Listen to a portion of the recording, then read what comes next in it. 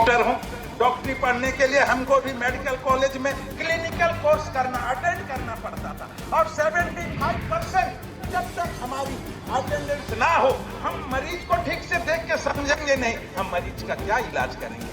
तो इसलिए उस बच्ची के साथ कोई अन्याय नहीं किया गया। उसका परसेंट, उसका अटेंडेंस, हाँ धन्यवाद, उसकी उपस्थिति 75% थी, कम थी।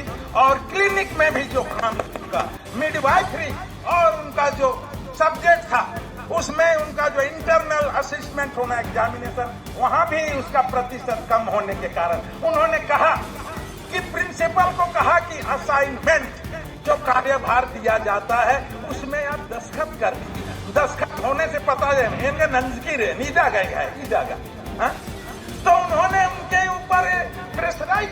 डॉक्टर हूँ, डॉक्टरी पढ़ने के लिए हमको भी मेडिकल कॉलेज में क्लिनिकल कोर्स अटेंड करना पड़ता था और 75% जब तक हमारी अटेंडेंस ना हो हम मरीज को ठीक से देख के समझेंगे नहीं, हम मरीज का क्या इलाज करेंगे।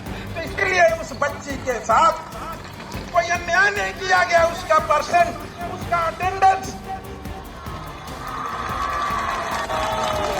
हाँ धन्यवाद, उसकी उपस्थिति 75% थी, कम थी।